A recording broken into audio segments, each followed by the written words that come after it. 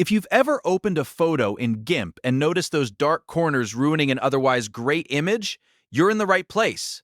In this video, I'm going to show you exactly how to fix dark corners in GIMP using a simple built-in filter, so you can brighten the edges and make your photo look more even and professional. This is especially useful if the dark corners are caused by a natural lens vignette, which is very common in photos taken with certain camera lenses. And if this tutorial helps you out, make sure to hit like and subscribe for more quick GIMP tips and editing tutorials. Alright, let's jump in. First, open GIMP and load the image you want to correct. You can do that by going to File, then Open, and selecting your photo from your computer. Once the image is on the screen, take a look at the corners. If they're noticeably darker than the center, that's exactly what we're going to fix. Now go up to the top menu and click Filters. From there, move to Distorts, and then choose Lens Distortion.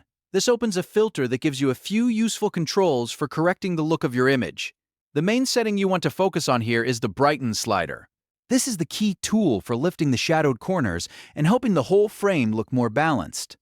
Drag the Brighten slider to the right to increase the value. As you do this, keep an eye on the corners of the image and watch how the darker areas begin to lift. You usually want to make small adjustments rather than huge ones, because the goal is to make the vignette less obvious without making the photo look unnatural. If the slider doesn't seem to respond right away, don't worry.